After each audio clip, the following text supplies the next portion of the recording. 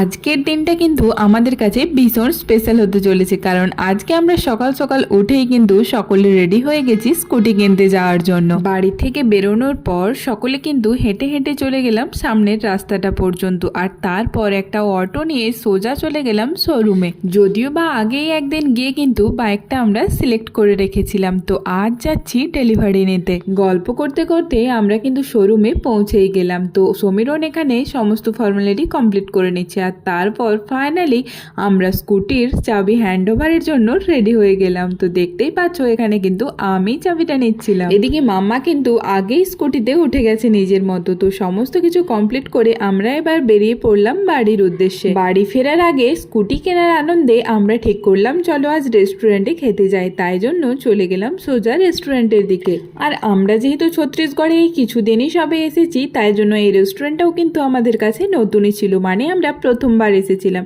তো মোটামুটি ঠিকঠাকই ছিল আর বেশ ফাঁকাও ছিল। তো বলতে বলতে এদিকে আমাদের সমস্ত খাবার এসে গেল। তো এখন চলো ছটপট করে খেয়ে নিয়ে সোজা চলে যাই বাড়ির দিকে। আর এই ভিডিওটা তোমাদের কেমন লাগলো সেটা কিন্তু অবশ্যই কমেন্ট করে জানিও। ভালো লাগলে please do like, comment, share and do subscribe my channel.